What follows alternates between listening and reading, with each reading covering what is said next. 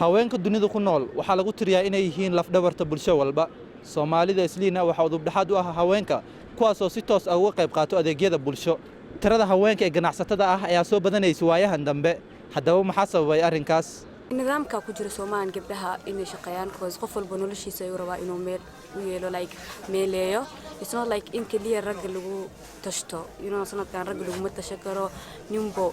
like okay like waxaan calaf waaye waxaa jira calaf maxaa la jiray calafkiina iska dhamaa kara marka ragga qofkan haduu ilmo kaaga tago oo meel adiga afku jeedisina lahayn ilmaada inta la gale marka muhiimadu waxa waaye in labada dhinac la shaqeeyo ragna shaqeeyo dumarkana shaqeeyo hadii la kala tago unajo qofkan wuxuu sameey karaa ilmihiisa like meel u kaamilay kara da hooyo tahay hadii sanadkan socdo waxa bateen hooyinka inay noqdaan like single mother soo qofka de single tahay qaar waxa jira waalidkooda nooleen qaar waxa jira dadkoodana meel ku ogeen soo markii soo hadii la dhaho nina lagu tashanaa ninkana haduu noqdo shabeelnaageed inta la geeyo marka qofkan ilmeenta geesanay laazim inay shaqaysataa marka oo ilmeheeda meel u kaamileysa amal actually 90% single mothers are deala sababtoo aragi badan ahmaadin dadka hore ma aan Soomaa hadda nin walba wuxuu fiirinayaa like ma aqaan ma sheegi kari but nin walba wuxuu rabaa naago badan waxa maqlin lahayn afar naag ka badan rabaa nin waxa arkay oo furiin badan like maanta dhan naag loo furaa soo furiinkii hadee badatay single motheryaasha bateen garoobadana bateen obviously ilmaha meel geeyal rabaa iskool rabaan dugsiga rabaan hadii maamadan fadhiisato ama meel fadhiisato shaqo lahayn meel afku jeedisa malaan Soomaa qof qaraabo oo maanta caawi kartana hadeesan lahayn maxay ilmahaas ku sameeyeen intee geehe waa meelna waa marka hore inay shaqaysataa maxaa la jiray nolosheeda kaameysa ani waxa qaba in dumarka ay shaqeeyaan ayagoo marka shaqaysteen ka bacdi haska guursadaan waayo hadii oo hadda guursatid adiga oo meel afku jeedisid lahayn shaqana lahayn ninkaana kuma tashakartid maanta waa ninka tagaayo waxaana calafkii hadda calafkii waxay noqotay markii iska baxaan ilmihi naagta ka tagaan in dadka kala raacaan soo ani waxa qaba in la shaqaystaan jeclaalaha mid kale shaqa sharaf leh sax ama waxaartid ka shaqeey ama dukaan ahaa ama barbaraha fadhiiso adi maanta qof aku maxalli jiray you don't depend on anyone amal marka way jirtaa taasna waa caadi taas waxa lahaa iskaalmeena like ninkii naagtiis weyn isla shaqeeyaan taasna waa qaba ani ma qabin nimanka oo dhahayaan guriga gurigii fadhiiso aniga ayaa shaqeynaayo taas qalad ila tahay labadeen isla shaqeysta iscaawiya taas sax waaye laakiin hadii uu hadda ninkana maxalli jiray okay like way fiican tahay idan ina guriga joogtid bad ninkan isku kalsoonaa kartid maanta hadaa noqotid qof independent ah oo nafteedu shaqeeyso ninkan bari kamaal waxa laga yaabaa xataa inuu dhaho naagtan waa qof oo shaqeysato waa qof oo xamaalo karto waa qof oo rag amal u dhaqmayso like she so strong see qofkaas waxa laga yaabaa inay maxalli jiray oo ninkan marna bahdilay nimanka sanadkan socdaan horta naagii dhan way bahdileen waxay dhahayaan ebelba guriga ii fadhiisaa maxay qabanay amal anytime madaaro ka taga ani waxaba arkay niman badan ayuu naayo qabaan waxay ku dhahayaan taas guriga ii joogta xii sheegay mar qaar waxay ku dhahayaan umule gashay laazim ina naag kale karaasada soo maaha marka way jirtaa waxaas soo noonajo calaf waaye waxa jira ku iska fiican laakiin inta xunaa badan sanadkan wixii xun ah iska bateenbo marka ani waxa qabaa ma sha Allah ra'yiga ani waxa qabaa in labada dhinac la iska kaalmeeyo midna waxa jirto ninkan asigoo ku fiican ninkan asigoo ku fiican uu hadane maxalli jiray calafkiis ka dhamaa karo oo ka tagi kara soo qaarna waxa jiro ayagoo ku fiican oo ilaahayna ka maxalli jir ka jeedinin oo wiligaan adiga kula joogo bad hadii isla shaqeeyo shaqo wax xun ma ahan wala isla shaqeey karaa wax wala isla qaban karaa wala iscaawi karaa even jaceelka saas ku jirtaabo in isla kaalmeeyo everything shaqeynaayo sida u fahmo hadalkaaga waan taageersanahay inay shaqeystaan ee guryaha ka soo baxaan waxaan ku taageeraa raggii oo mas'uuliyadoodii gabay ayaan u sababaa inay gabadhii xaafadda inay ka soo tagto masruuf ay raadiso xaafadda u raadiso ama qoyskii waxaan ku aaneynaa ragga qaar dhalinyarada inay mas'uuliyadda dumarka ay ku leeyihiin xaafadooda ay garan la yihiin oo u sabab ah waxyaabo fara badan gabar 20 jirta ee reer yeelatay macna ahaan qoys maxay kaga aadanta in la su'aalo waa muhiim wax badan ma fahansana ninka ragga waxa rabaa inuu mas'uuliyadda oo qaado gabadhaas 20 jirka ama 16 jirka oo xaafadeeda ka soo kaxaysto inuu mas'uuliyad iska saaro mas'uuliyadda la iska saaro ma ahan inaad guursato kaliya waxaa waa mas-uuliyadda xaafaddaas inaad ilaaliso gabadha inaad ka xaqab jirto inay bannaanka u baxdo ama ay u doonato masruuf ama xaafaddaas u dabari lahayd aan u sababaynaa inay gabdhaha shaqaystaan fadhiga ka kacaan xaafadahoodana khidmeeyaan waxaan u aanayn karaa sababtaasna aan u sii karaa inay dhibaatooyin fara badan xaafadda ay ka haysato oo ragga qaar ah ma wada dhahaya ragga waa wada xun yihiin ragga waxaa arkaysaa nin mas-uuliyadda xaafaddiisa looga baahnaa inuu yacni la fadhiisanayo meelaha aan looga baahnayn uu ku qayilaayo ama muqayil uu yahay mas-uuliyadda xaafaddiisana maanta uusan waxba ka sheegi karin mid waa fahamay ku imaadaa gabadha haddii yani isla fahmaan iyo ninkeeda ay isku fahmaan inay guriga u wada kacaan waa mustaqbal wadajir loo wada qaaday waa qoyskii oo wada midaysan oo hal fikrad qaba say u mideen lahayn gurigooda taas waa qurux waa mustaqbal laakiin inta badan sababta waxaa dhalisa inay gabadha soo baxdo inta badan majority-ga markaan ka hadalno inay gabadhi weydo wax tasiilaadka xaafadda oo u baahnaay qaabilsanaay ninka ragga u qaabilsanaay la gabay ama ninka uu gabay howshiisa taas awgeeda waxaa arkaysaa gabar 20 jira ama 16 jira ama 22 jira inay xaafaddii ka soo baxdo ee shaqo timaado ee shaqo raadiso ee yani raadiso waxa ay xaafadda loogu kaaftoomi lahay niman qaar waxaa arkaysaa inay ku mashquulsan yihiin waxyaabo maala yacni ah inay laanduu iska ciyaaraan oo kaleeto waxyaabo qof bini aadam hadduu arko uu ku yaqyaqsoonaayo marka waxaan dhihi lahaa eedaynta ragga iskale inay gabdhaha soo baxaan ee ka shaqeeyaan suuqyada ama meherada ee sameeyaan ama waxaad arkaysaa 20 jir nin 20 jira xaafaddiisa mas-uuliyadda laga saaray ama ilaahay ka saaray fahamkeedina aan fahamsanayn laakiin mas-uuliyad ahaan markii laga hadlaayo ee mas-uuliyad intaas uga eg tahay marka waxaan dhihi lahaa ragga qaar inay gabdhaha ka daayaan waxyaabaha qaabdarada ee xaafaddooda ku hayaan ay ka daayaan ee mas-uuliyadda ay qaadeen ay ku adkeeyaan meesha uga baahneed marka gabdhaha waan taageersanahay inay xaafaddooda iyo qoyskooda u kacaan marnaba iyo isku hadleen nin rag jeebkiisa wax ku jiro isku hadleen haddee tahay 20 jir haddee tahay 60 jir haddee tahay 90 jir haddeeba yacni hindis leedahay wax fakari karto inay xaafadda ka soo baxdo ee yacni fakar abuur ee la timaado ee shaqaysato waan taageersanaha 100% khaasatan ani Ibraahim raagii berisamaadkii gabdhaheenna waxay ahaayeen xaqiiqatan ragga way masruufi jireen xaafadahoodii way ku filnaa jireen gabdhaha waxaana yeelayay raggoodii u kici jiray mas-uuliyadna iska saari jiray hadda inay yacni ee naqato waxa yacni qeyro caadi ah inay xaafadihii inay ka soo baxaan saan hore uga dhawaajiba ragga hadda jira u sabab ah inay gabdhihii lumaan ama ay naqdaan dad yacni shaqo u soo jeesta ee xaafaddii yacni ee si qabtii yacni ninka ragga oo lahay ee ka soo baxaan marka ragga markay yacni mas-uuliyaddooda fahmaan ayay gabdhuhu xaafaduhu ku soo laaban karaan inta badan gabdhaha Soomaalida inay xaafadda joogaan ma jeclo inay mataqaanaa ay waxay jeceliin ay iska soo baxaan ay shaqaystaan inta badan hadda aragtay Nairobi gabdhaha aad u shaqeeyaan kuwa qaar dukaamay gadan kuwa qaar waxay joogaan sida shaah oo kale gadan kuwa qaar adiga dadka shaqo kala duwan ay qabtaan inta badan gabdhahana badan hadda ma jeclo inay xaafadaha ay wada joogaan ma gabdhaha inay daroof u qasbaan ma aaminsani gabdhaha waa gabdho Soomaaliyeed inta badan waxay joogaan xaafadooda kuwa qaar waalidkooda la joogaan ayaga jecel inay shaqaystaan ayaga jecel inay horumar isgaarsiiyaan ayaga jecel mar walba mataqaanaa inay fircooni iyo mataqaanaa iyo shaqada ma jecel inay xaafadooda joogaan gabdhaha fariinka ma garna wax ku qasbo ayaga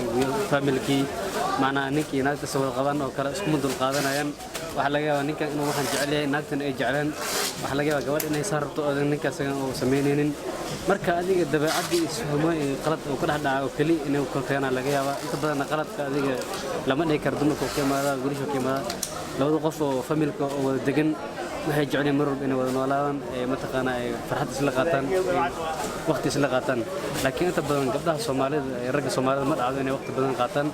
waxa arkaysa oo yaraan hadii u bato 2 bil 3 bil isla wada joogaan inta badan is dagaalayaan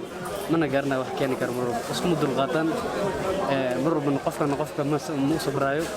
inta saakeynayso Soomaaliyeed way shaqeeyaan saa u jeedid hadda ma sha Allah meeshan oo jeeda dhalinyaro yar oo adiga dad aad u yartahay ayaa shaqeeyo lama dhihi karo wiilasha Soomaaliyeed ma shaqaystaan wiilasha Soomaaliyeed waa wiilal shaqaysto inta aan shaqaysan waa wax yar oo balood leh oo adiga xaafada iska joogo lacag loo soo diro inta badan wiilasha Soomaaliyeed ayagoo yar ay shaqaystaan oo aad u yar hadda isleeda ku arkaysa suuqan inta dimaatay marka dhalinyarada lama dhihi karo ma shaqaystaan wiilasha Soomaaliyeed aad u shaqaystaan waa dad shaqo jecel waa dad fircoon wallahi markii la fiiriyo hadda sida suuqan hadda joogno kala runtii inta badan gabdhaha ku badan dukaamada ku qarnayeen ku qar adiga shaqooyin fududeey iska haystaan adiga raggana sidoo kale kama liitaan way shaqeeyaan ayagana laakiin inta badan dumarka ku badan suuqan inta badan gabdhaha Soomaalida inay xaafad joogaan ma jeclo inay mataqaana ay waxay jeceliin ay iska soo baxaan ay shaqeystaan inta badan hadda aragtay Nairobi gabdhaha aad u shaqeeyaan kuwa qaar dukaamay gadan kuwa qaar waxay joogan sida shaah oo kale gadan kuwa qaar adiga dadka shaqo kala duwan ay qabtaan inta badan gabdhahana badan hadda ma jecel inay xaafadaha ay wada joogaan wata inta badan waxaa la qeexayaa in duruufo gabdhaha shaqada waxaa ku qasbaya duruufo inay yihiin ma aaminsan tahay maya gabdhaha inay duruufo ku qasbaan ma aaminsani gabdhaha waa gabdho Soomaaliyeed inta badan waxay joogaan xaafadooda kuwa qaar waalidkooda la joogaan ayaga jecel inay shaqaystaan ayaga jecel inay horumar isgaarsiiyaan ayaga jecel mar walba mataqaana inay fircooni iyo mataqaana iyo shaqada ma jecel inay xaafadooda joogaan wata duruufaha la qeexayo waxaa ka mid ah furniinka iyo arrimahaas furiinka inta badan horta gabdhaha furiinka ma garana wax ku qasbo ayaga familkii macnaha ninkii naagta soo qaban oo kale isku mudul qaadanayaan waxa laga yaabaa ninkan inuu waxaan jecel yahay naagtan ay jeclaan waxa laga yaabaa gabadh inay saarto oo ninkaas oo sameynaynin marka adiga dabeecadii isfumo ee qalad oo ka dhaxdhaca oo kali inuu ka keenaa laga yaabaa inta badan qaladka adiga lama dhihi karo dumarka oo keemaada wiilasha keemaada labada qof oo familka oo wada degan waxay jecel mar walba inay wada noolaadaan ee mataqaana ay farxad isla qaataan waqti isla qaataan laakiin inta badan gabdhaha Soomaalida ee ragga Soomaalida ma dhacdo inay waqti badan qaataan waxa arkaysa oo yaraan hadii u bato 2 bil 3 bil isla wada joogaan inta badan ay isdagaalayaan mana garana wax keeni karo mar walba isku mudul qaataan mar walba qofka ma sabraayo inta saakeynayso marka isma dhihi karo ragga Soomaalida shaqada ka firisan oo la shaqeynayeen saad darteed haweenku shaqeynayaan ragga Soomaaliyeed way shaqeeyaan saa u jeedid hadda ma sha Allah meeshan oo jeeda dhalinyaro yar oo adiga dad aad u yartahay ayaa shaqeeyo lama dhihi karo wiilasha Soomaaliyeed ma shaqeystaan wiilasha Soomaaliyeed waa wiilal shaqeysto inta aan shaqeysan waa wax yar oo balood leh oo adiga xaafada iska joogo lacag loo soo diro inta badan wiilasha Soomaaliyeed ayagoo yar ay shaqeystaan oo aad u yar hadda isleeda ku arkaysa suuqan inta dimaatay marka dhalinyarada lama dhihi karo ma shaqeystaan wiilasha Soomaaliyeed aad u shaqeystaan waa dad shaqo jecel waa dad fircoon markaad qiyaasto ganacsiga xaafadda islii isbarbar dhigta ragga iyo dumarka wallahi markii la fiiriyo hadda sida suuqan hadda joogno kala runtii inta badan gabdhaha ku badan dukaamada ku qarnayeen ku qar adiga shaqooyin fududeey iska haystaan adiga raggana sidoo kale kama liitaan way shaqeeyaan ayagana laakiin inta badan dumarka ku badan suuqan sida warkaysa maalmaha dambe ee soo socda ragga iyo dumarka marka isbarbar dhigta ganacsiga wallahi horta ragga ganacsigooda aad buu u fiican ragga aad buu u shaqeeyaan ragga waa rag dadka mataqaana ragga waa rag sawir badan wayna shaqeystaan wax ka maqan ma lahan inta badan way dadaalaan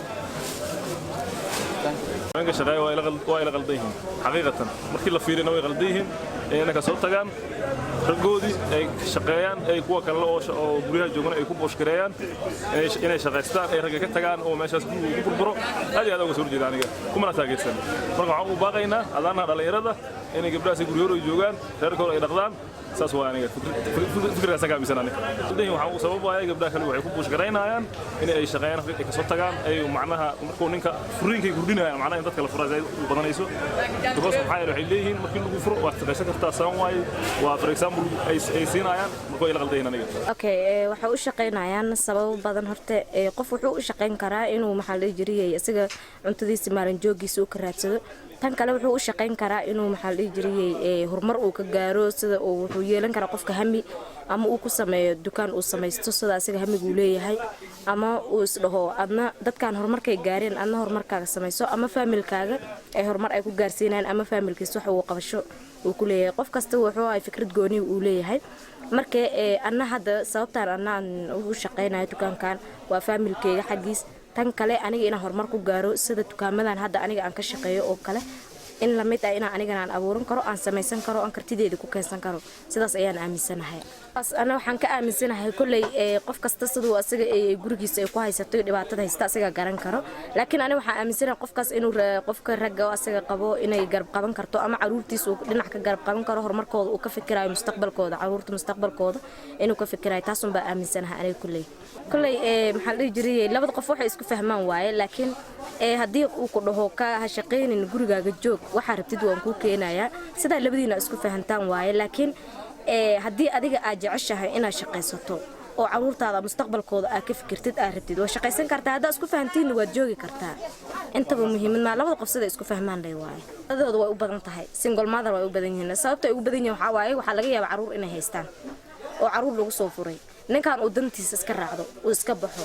oo caruurtii kaligii asaga kaligiis ayada kaligaa ay ka fikirayso ma garatay sidaa daraaddeed mise biilka la siinaayo ilmahaas loo siinaayo inaysanba ku filnayn marka sidaas daraaddeed ay maxaa la dhihi jiray u shaqaysanayaan caruurtooda inay horumarkooda sii kordhiyaan waxbarashadooda ka fikiraan saasay ugu shaqaynayaan sababta keenaysana waa sidaas saxiix way noqon karaan wayna yihiin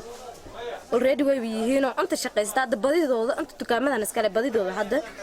dumar way u badan yihiin suuqan hadda wax ka shaqeynaya kulligooda amal u badan yahay waxa u badan dumar u badan dumarkaane single mother way u badan yihiin qaar la qabo way u badan yihiin qaar single mother aan ahaynoo de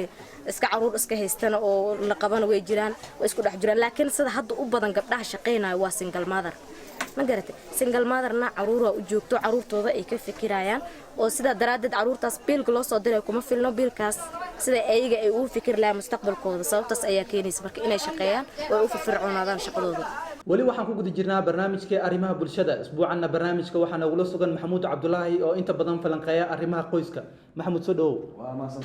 waxaad ii sheegtaa waxaad ka mid tahay dadka falanqeeya arrimaha bulshada iyo qoyska marka haweenka soomaaliyeed waayahan dambe waxay kusoo bateen dhanka iyo ganacsiga waxaan arkaynaa haween soomaaliyeed oo inta badan suuqyada markaad tagtid haweenka ayaa u badan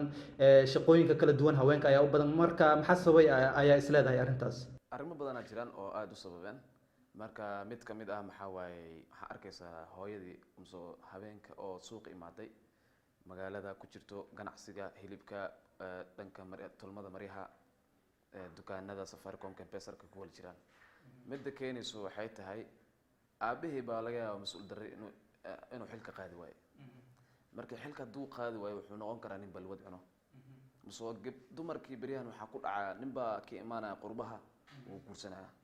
markuu guursado wuu ka tegay hooyadii gabadhii iyadoo uurka leh oo welida umulin wuu ka tagay gabadha markay dhasho doolarkii uu ka gooyey marka waxaad is leedahay inta badan haweenka waxaa guursada dadka qurbaha ka imaaday wax aada u sababa arrintan waa dadka qurbaha ka imaanaya oo guurka iyo futureka gabdhaha ka hadleynayaan marka waxaad is leedahay way guursanayaan kadib way ka tegayaan oo qurbahay aadayaan kadib lacagtay ka goosanayaan oo biilkii caruurtii iyo waxyaabihii ay usoo diraynin taa waa midda koowaad midda labaad maxay waaye aabihii aa laga yaabaa inuu yahay nin oo naag labaad le saddex le afar le haddii mar afar ku ordiso diinta sunnada waxay sheegaysaa afar qaata laakiin ragga soomaaliyeed afar baan ku ordaynaa halna waan kar la-ah ma arkaysaa marka hashii haddii aan jacayl iyo waxqabad aan tusino iyo baan labaad aadi karnaa afar naag buu qaadanaya naagihii madax ka cunayaan asagii wuu iska carari tu walba cunuga dhala cunugii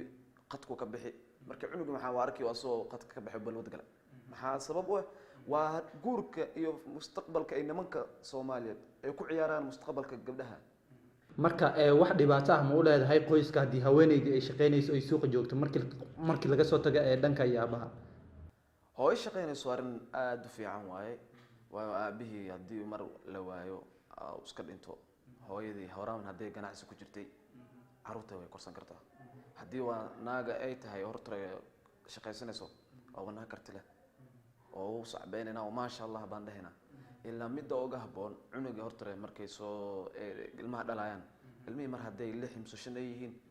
maxaa ku fiican ilmihii horta intay ka gaarayaan 5 years old 7 years old 10 years old inay hooyada guriga ay joogto ay tarbiyayso waayo aabihii most of the time uu maqan yahay nin jooga maaha marka aabihii mar hadduu shaqo ku maqan yahay uu jiro xamar uu jiro Kenya uu jiro Uganda uu jiro Rwanda Kigali meelaha uu jiro hooyadii baa cunug tarbiyaynaysa dugsiga iyada ka warhaysa iskoolka iyada ka warhaysa marka waxa waaye hooyadii horta waxay aad ugu fiican yihiin xagga ilma koriska ilaa mid ay suuqa ku jiraan waana arid aad u fiican because ana waxaan arkay maama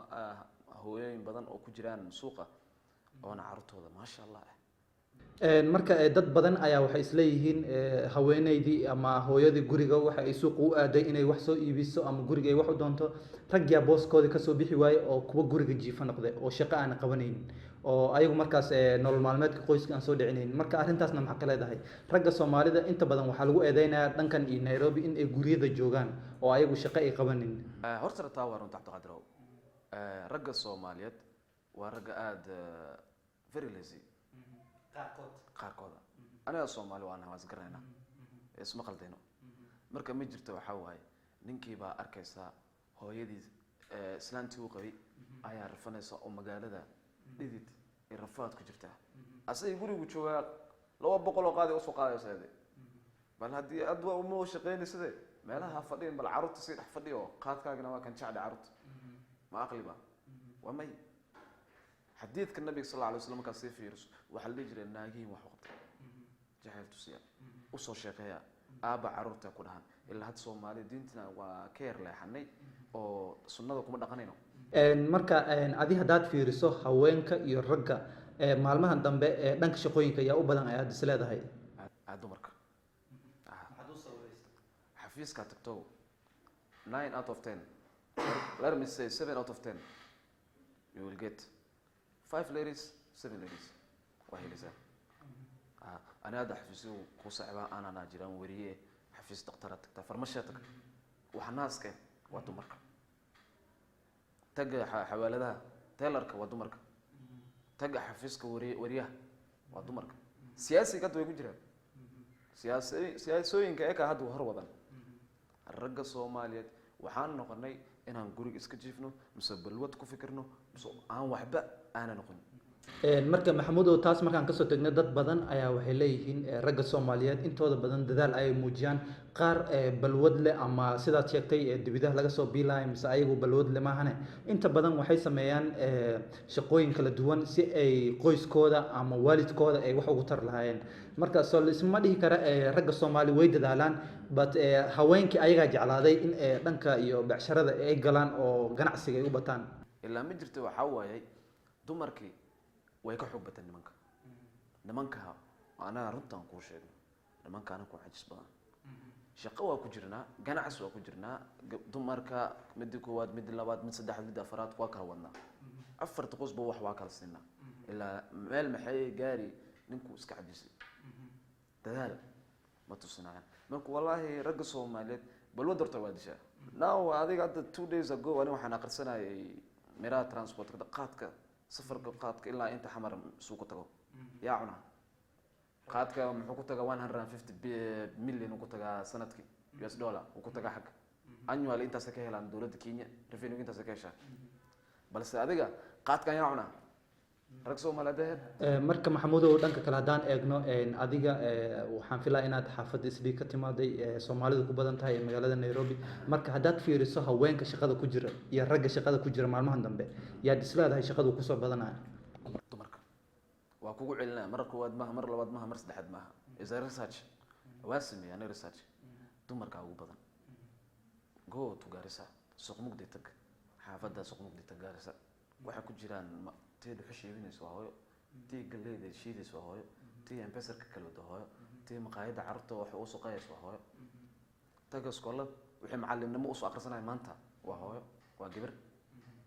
ناس اسكتك وجبر waxaad isleedahay haweenka Soomaaliyeed ayaa inta badan shaqada ku soo badanaya oo rag dhanka ragga uga firfircoon meel walba ku bateen aniga disli waxa ku arkay gabdho tax faya wax kale iska dhaaf uber maxay wadaan uber kan iyo maxay wadaan tax faya ومد جابس وهذا apply جرسنا تكسفايجا أديجس apply جرسن جبر باكو صوبحي أنا جاب جبر باكو ذي ومدالو كوجود محمود هدان في دنك Soomaalida waxay ahayd haweeneydii inay guriga joogto oo ay caruurta tarbiyayso